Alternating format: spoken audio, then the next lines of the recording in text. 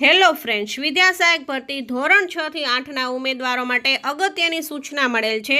જે અનુસાર છે કોઈપણ વિદ્યાર્થી જે છે એ ધોરણ 6 થી 8માં મેરિટમાં આવેલા હતા તેઓના કોલ લેટર છે એ તારીખ 27/7થી લઈ અને 6/8 સુધીના કોલ લેટર આપેલા હતા। તેમાંથી 23 તારીખ અને 24 તારીખ જે છે એની જિલ્લા પસંદગી પૂર્ણ થઈ ગયેલ છે, પરંતુ તારીખ 24ના લીધે કોર્ટની અંદર એક સુનાવણી થયેલ છે।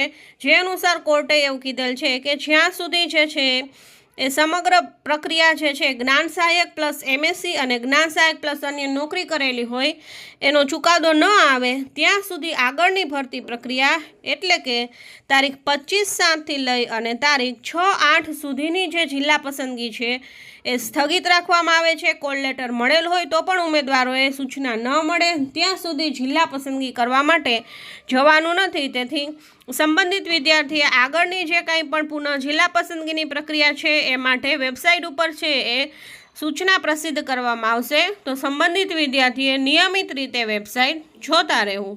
Thank you.